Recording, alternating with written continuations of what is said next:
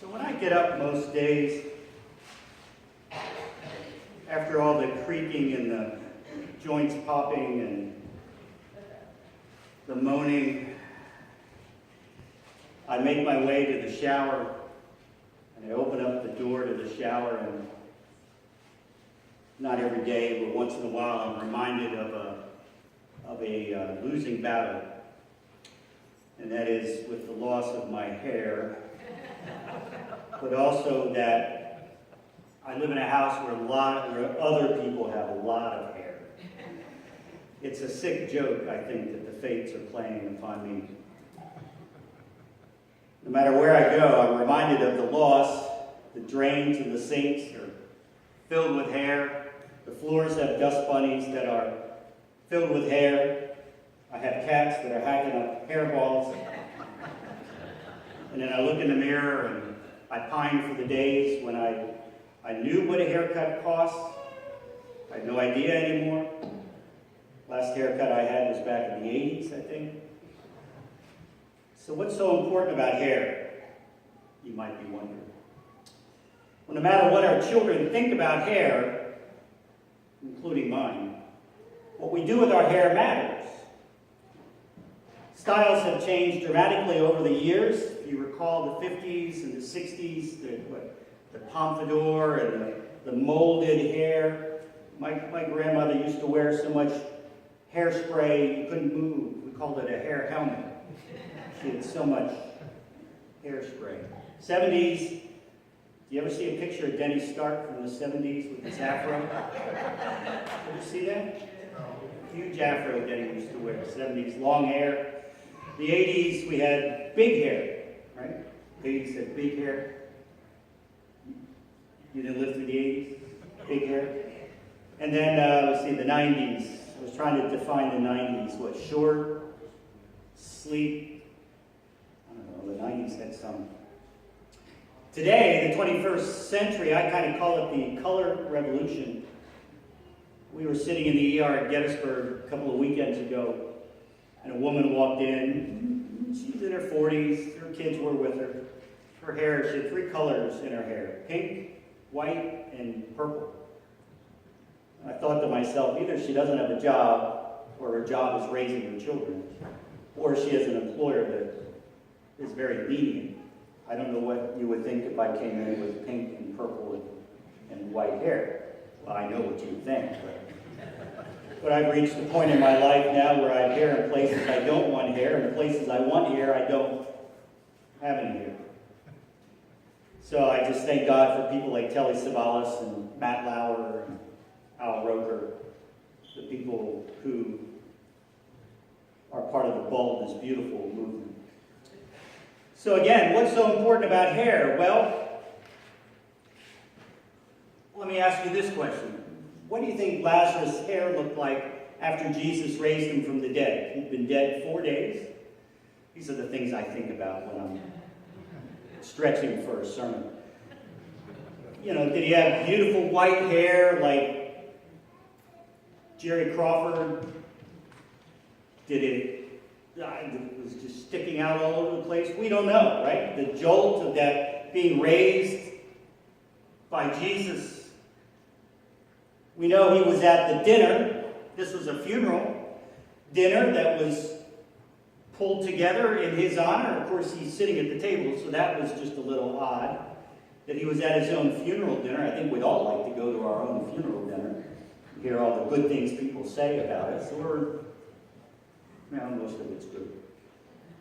Of course, if we read a little bit beyond the text that we have this morning, we find out that the Pharisees were looking to kill Lazarus because Lazarus, just his mere presence, was bringing people over to follow Jesus. We know Martha was at the dinner as well. She just gets a cursory mention. It just says, Martha served. That's all it says. But most likely, not only did Martha serve, but she made all the food. She served it herself, and then she did the dishes afterward. Why? Because Mary was doing what? Mary was sitting at the feet of Jesus once again. So Martha had to do everything to make this dinner a success, and Mary gets all of the attention. our text. Some of it is good, and some of it's not so good. You know, there were probably positive comments like, look how devoted she is to Jesus, look how much she loves Jesus. But we know there are the negative comments, things like, what a waste of expensive perfume, how could she let Martha do all the work, and she let her hair down, which would have been the sign of being a prostitute. You only let your hair down in the presence of your own husband. And so as we look at this text from our 21st century perspective, we have all kinds of feelings. Some of us might side with Martha, thinking, how unfair is this? Others may side with Judas Iscariot and complain about what a waste of resources, what a waste of money. We could have used this money to pay off some bills, to buy some more supplies, to help make payroll, to reduce some of our debt, right? And then there are those who would have sided with Mary, thinking that's the only place we should be, is at the feet of Jesus. And her spontaneous act of devotion should be applauded, not criticized. Who cares if she let her hair down? So who do you align with in this story? We all kind of come to these stories, and we all pick somebody that we kind of can appreciate their perspective. You know, you may agree with Judas. What a waste of money this was. Or maybe you agree with Martha. How dare Mary just sit there and I'm forced to do all the work? Or maybe you agree with Mary that the most important thing to do is to be devoted fully to Jesus. And then there might be other reactions. Think about the other people who were there at the table. This, again, was a dinner thrown in Lazarus, it was his funeral dinner. Some would have thought, this is just a little over the top, what's going on. And besides, the service here is terrible because only Martha is helping out. No one else is helping out. And who can even eat their food with this smell? That nard that would have just filled the room can't even taste my food. So powerful. Of course, hearing a story about Jesus is one thing, but being in the presence of Jesus is something else. Think about this for a moment. I always wonder and worry a little bit about how people respond in the church and how others feel about how people respond. For example, let's say on a Sunday morning, right, Emily plays a piece of music as a prelude, and she just does a spectacular job. Sounds like angels coming out of the heavens. Do we applaud or not? Is that appropriate or not appropriate? If you ask people, you're going to get all kinds of responses today. Or pastor preaches a particularly good sermon. Ron, I said a particularly good sermon. And Ron just wants to say amen in the middle of it. Appropriate or not appropriate? Or pastor tells a really good joke. Ron, I said a really good joke. Do we laugh or do we not laugh? As a pastor, I see people struggling with these kinds of questions. Struggling with what's appropriate in the church and what's not appropriate. But now imagine Jesus was sitting in the congregation with us. And first of all, Jesus would be right in the front, I think. Not back in the overflow. Sorry. I didn't want to single anybody out, but of course he may be back there because you have a better view, right? That's what they do, right? Imagine Jesus was with us. Would he applaud if the music was really good? Would he dance if the music was really good? Would he lift his hands in worship? Would he go and try to quiet a child who was crying? Would he give his seat to a stranger? I think the answer is yes to all of that, personally. I think we spend time worrying about what's appropriate. We spend too much time worrying about that and not enough worrying or thinking about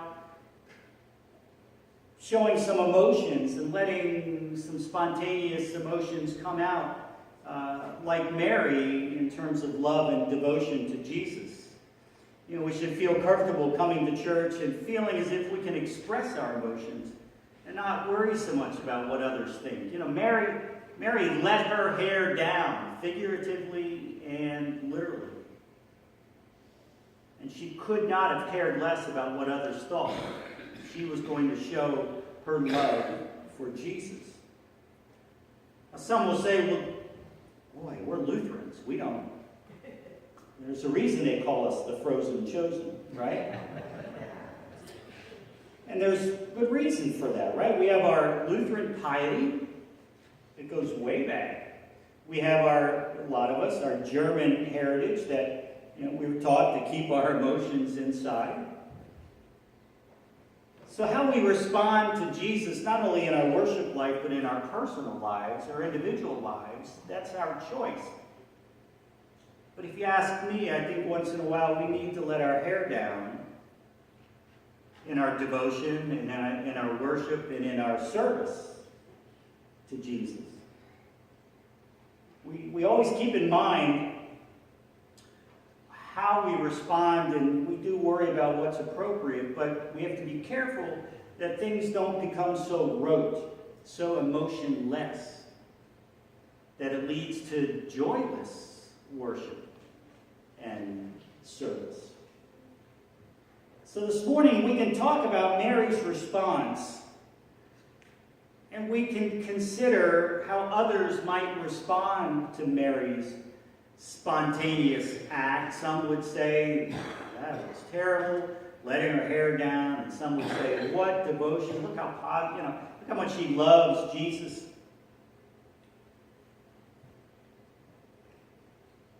And we need to consider for ourselves, obviously in the church, what's appropriate and what's not appropriate. But sometimes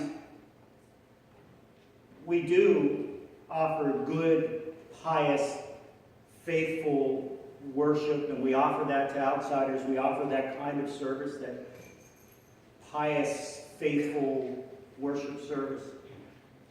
And some would say, boy, that's the way to do it. And others might think, what a bunch of joyless, frozen, sit on your hands kind of people. Some will think that we don't do enough in response to our redemption won through Jesus Christ, and others would say, boy, we got it. Grace through faith, justification, we're right on. Here's my final thought. I think sometimes we just got to let Jesus move us. Let the Spirit move us. Let your faith take you to places that you thought you might never go. Don't be too self-conscious about what others think. They may think you've lost your mind in terms of how you respond. But if the Lord moves you, if the Spirit moves you, just do it. Don't be intimidated by what others think. Think about your love for God. Think about letting your hair down. Look what it did for me. Come join the Joy Parade. Amen? Amen.